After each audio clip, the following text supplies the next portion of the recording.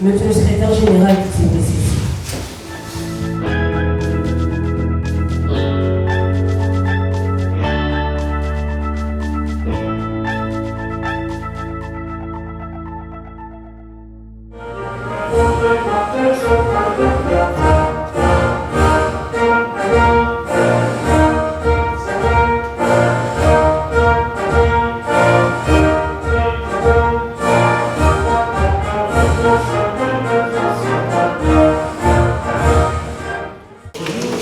Alors nous vous souhaitons la bienvenue dans cette salle qui vous est familière. Et aujourd'hui, c'est tout autre chose, c'est pas une formation comptabilité au sens propre du terme. Aujourd'hui, nous sommes là pour commémorer la Journée internationale des droits de la femme. Elle est célébrée, comme vous le savez, le 8 mars de chaque année. Et cette année, sur le plan international, le thème retenu est « Pour un monde digital inclusif, innovation et technologie pour l'égalité des sexes ». Et au niveau national, le thème retenu par le ministère du Genre est « Éducation numérique, égalitaire pour la paix et l'autonomisation des femmes et des filles en République démocratique du Congo ». Ça sera une sorte d'échange et non, nous ne serons pas comme dans une église où on dit Amen, Amen, Amen. Ça sera vraiment un partage d'expérience parce que moi, je ne suis pas comptable à la base. Moi, je suis dans le numérique. Vous êtes dans la comptabilité. Donc, j'ai vraiment des choses à apprendre de vous dans la comptabilité, tout comme vous aurez aussi le peu à apprendre de moi dans le numérique. Donc, il y aura vraiment un mariage assez intéressant de la comptabilité et du numérique, n'est-ce pas? Très bien, merci beaucoup. Alors, sans plus tarder, tel qu'il m'a été demandé, j'avais voulu le simplifier en parlant de femmes et comptabilité numérique. Ok, femmes et comptabilité numérique, parce que nous sommes en train de parler du numérique. Mais est-ce que, puisque nous sommes en train de parler du numérique, on peut avoir une ou deux personnes qui peuvent nous dire c'est quoi d'abord le numérique? Parce qu'on entend toujours parler du numérique, inclusion numérique, tout ça, tout ça. Est-ce que quelqu'un peut nous dire c'est quoi le numérique? Bon, une femme ou une personne née d'une femme. Est-ce qu'on peut applaudir pour l'homme né d'une femme? Le numérique pour moi c'est l'utilisation de l'informatique. C'est l'utilisation de l'informatique dans toutes ses formes. Que ce soit par Internet, que ce soit par des logiciels, tout ça, ça fait le numérique. Est-ce qu'on peut applaudir à nouveau pour messieurs les secrétaires? Je ne sais pas si mon intervention serait une réponse ou bien c'est encore un autre débat qu'on va ouvrir. Moi, quand on parle de numérique, on voit beaucoup plus le monde virtuel. C'est comme ça que je peux résumer en quelque sorte le numérique. Très bien. Alors, le numérique, on va faire simple, c'est juste la présentation de l'information sous forme des nombres. Alors, le numérique, au jour d'aujourd'hui, on ne peut plus s'en passer. Il s'est imposé et s'implanter dans tous les domaines de la vie. Aujourd'hui, par exemple, vous êtes comptable en fait, ou vous vous occupez de la comptabilité. Pour être plus compétitif encore sur le marché, il est important d'associer le numérique dans votre domaine.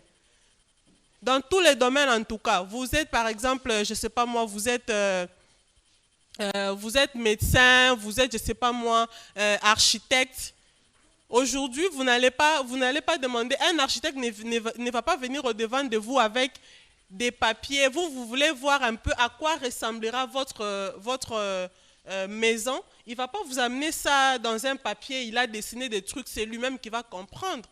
Il aura besoin des logiciels comme des AutoCAD et tout ça pour schématiser en fait votre maison. Et quand vous voyez, vous comprenez en fait, vous avez à peu près l'idée d'à quoi va ressembler votre maison. Et tout ça, c'est toujours le numérique. Donc, il peut être un meilleur architecte, mais du moment où il n'associe pas le numérique dans son domaine, eh bien, il devient en quelque sorte obsolète. Alors, nous allons maintenant parler des révolutions pour voir un peu à quel niveau ou à quel moment est-ce que le numérique est venu et comment est-ce qu'il a réussi à s'imposer en fait en nous. Alors, nous allons là parler de la première révolution, parce qu'il y en a 4. La première révolution industrielle, elle a vu jour au XVIIIe siècle en Grande-Bretagne. Et cette révolution avait été marquée par l'apparition de la mécanisation avec des machines à vapeur, l'exploitation du charbon et tout ça. C'était ça la première révolution industrielle. Et la deuxième, quelqu'un a une idée? La deuxième, c'était à la fin du 19e siècle. Et elle était marquée par l'extraction du pétrole, de gaz, l'électricité et du moteur à explosion. Ça, c'était vraiment la deuxième révolution industrielle. Voilà, c'est en 1970 avec l'émergence de l'informatique. Quand on parle de l'informatique, on ne voit pas le numérique comme tel, mais on voit cet ensemble en fait de l'ordinateur qui est la partie physique qu'on peut toucher, qu'on peut voir, ainsi que la partie invisible qui sont les logiciels, les applications qui nous permettent d'automatiser nos informations. Alors c'est la troisième révolution en 1970 qui était marquée par l'émergence de l'informatique, l'électricité d'origine nucléaire, marquant les débuts de l'électronique et tout ça.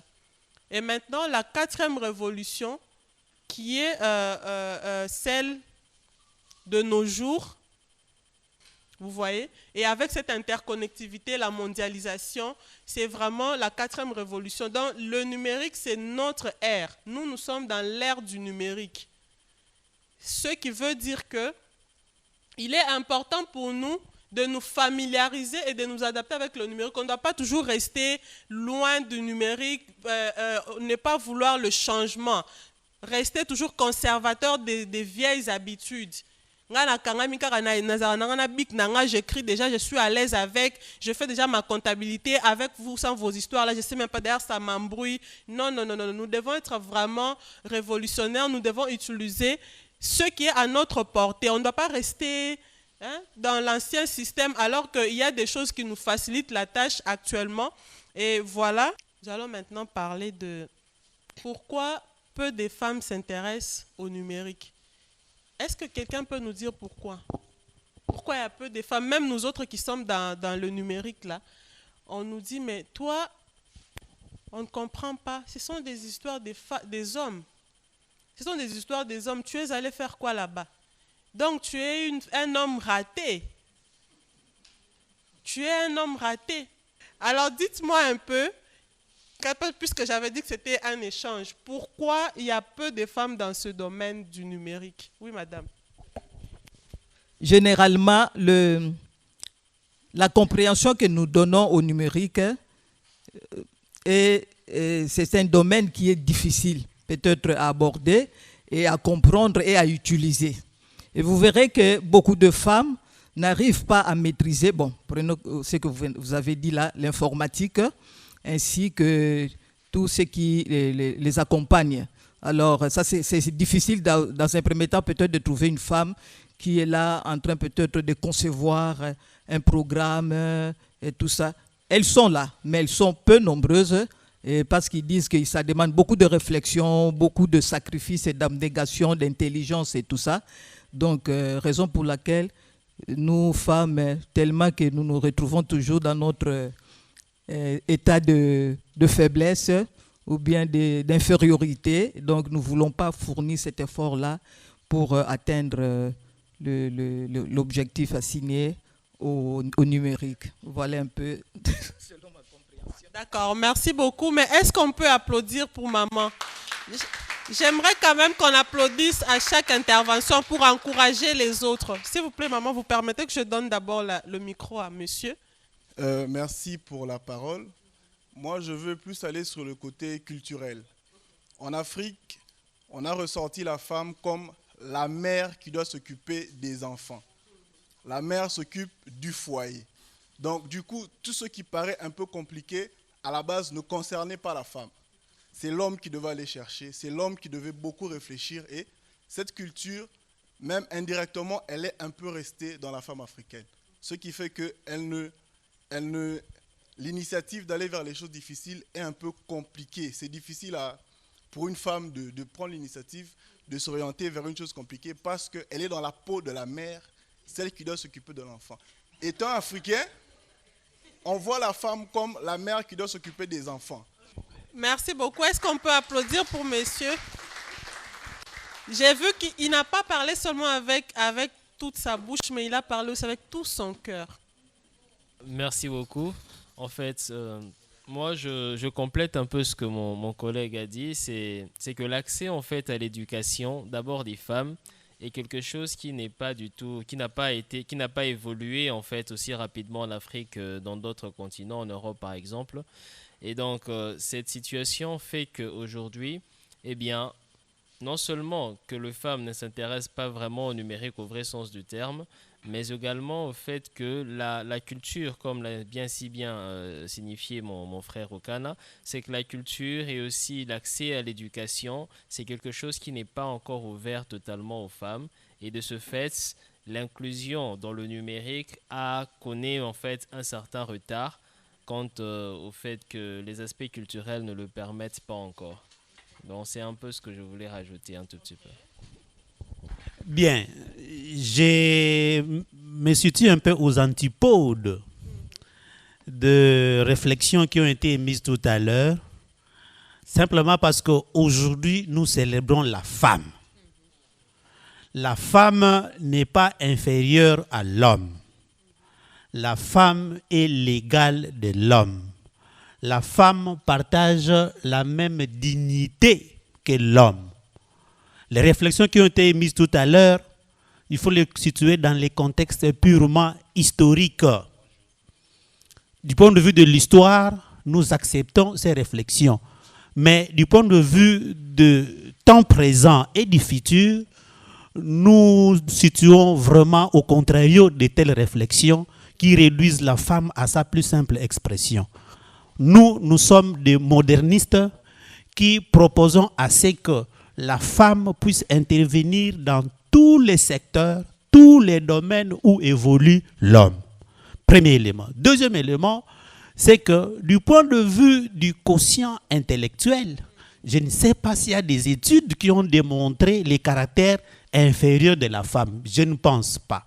Du point de vue du quotient intellectuel, les femmes, n'est-ce pas, rivalisent d'ardeur avec les hommes. Moi, pour intervenir, je vais d'abord attirer l'attention des mamans, les femmes. Depuis un moment, j'ai remarqué que la femme n'a pas confiance en elle. Et pourquoi cette situation? C'est beaucoup plus parce qu'elle se voit toujours étouffée face à l'homme. Vous avez pris un cas, vous avez relaté l'histoire de votre conversation avec un homme. Pourquoi il doit être étonné du fait que vous faites le matin faux? Tout à l'heure, là, l'intervention de monsieur à côté, il lui-même dit que quand il voit une femme soit prendre ou bien faire des sciences beaucoup plus développées, il s'étonne, au lieu d'encourager une femme. À chaque fois que la femme sera toujours devant cette situation, cette réalité, elle va reculer. Elle ne saura pas avancer. Le jour où l'on va la sécuriser, va l'encourager devant tout choix d'option, la femme va se découvrir et va finalement confirmer qu'elle est compétente. Elle a toutes les aptitudes comme l'homme. Moi, je peux vous dire que nous, les femmes, nous sommes beaucoup plus aptes que les hommes. Ce que nous faisons comme activité, accumulons toutes nos activités de la journée et donnez ça à un homme, vous aurez les résultats. Alors, j'attire l'attention des femmes aujourd'hui.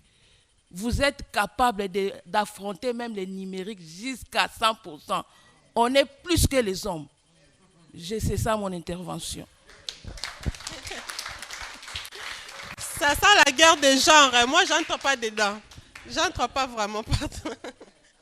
Ok, merci beaucoup.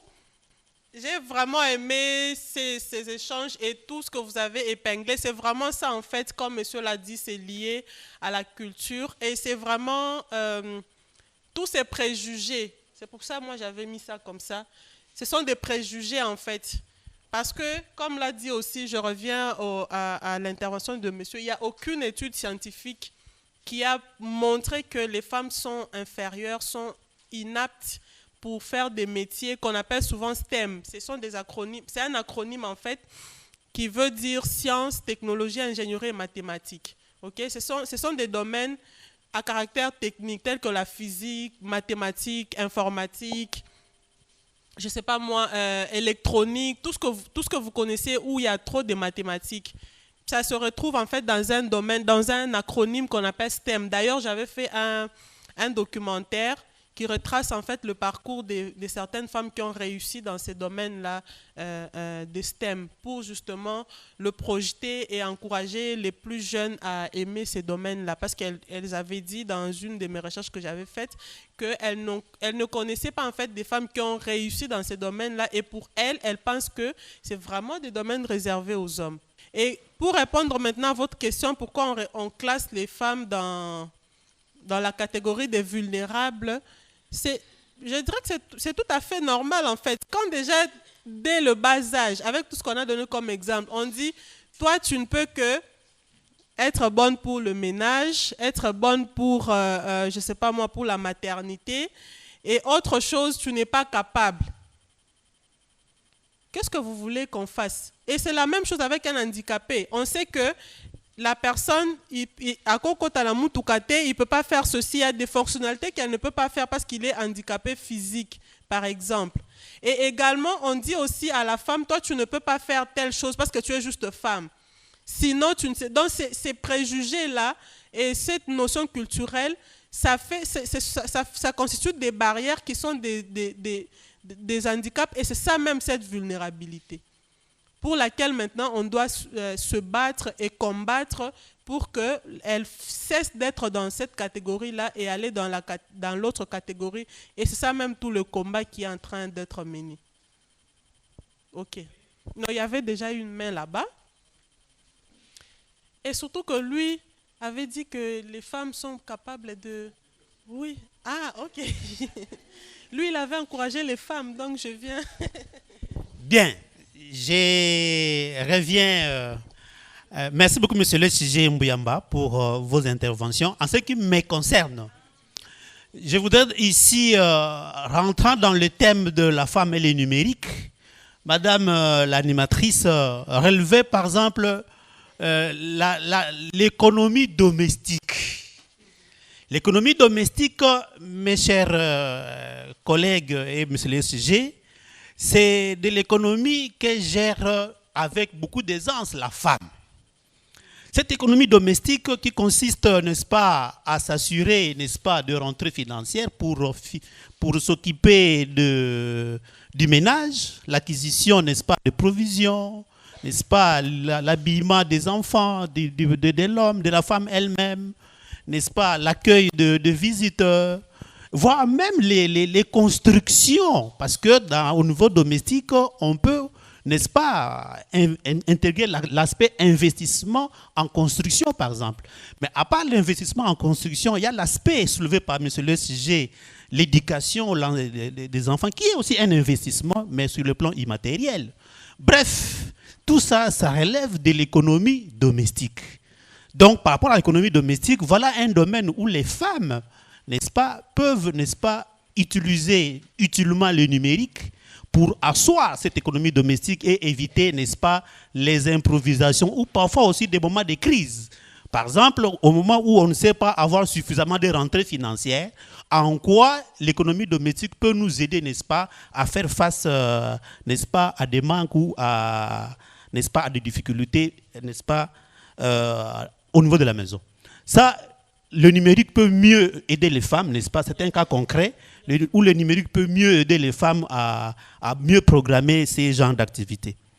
Mais madame, ça c'est un élément que j'ai voulu soulever. Mais là où j'ai voulu orienter la question, c'est au regard des compétences en leadership. il est de plus en plus admis que les femmes sont l'avenir, notamment par exemple dans le domaine politique. En quoi le numérique, en quoi vos interventions, en quoi la journée du 8 mars peut être, n'est-ce pas, ces leitmotiv, cette motivation pour pousser les femmes, n'est-ce pas, à être des vrais leaders. De vrais leaders, non pas seulement sur le terrain politique, mais de vrais leaders là où elles évoluent, de vrais leaders à l'université, de vrais leaders, n'est-ce pas, dans le marché, ainsi de suite, pour pouvoir effectivement concurrencer l'homme et montrer, n'est-ce pas, l'approche alternative, n'est-ce pas, de la gouvernance chez la femme. Parce qu'il dit-on que la gouvernance chez l'homme aurait, j'ai mis ça au conditionnel, aurait montré ses limites. Mais en quoi, n'est-ce pas, le leadership chez la femme, n'est-ce pas, peut, n'est-ce pas, nous faire avancer. Merci beaucoup.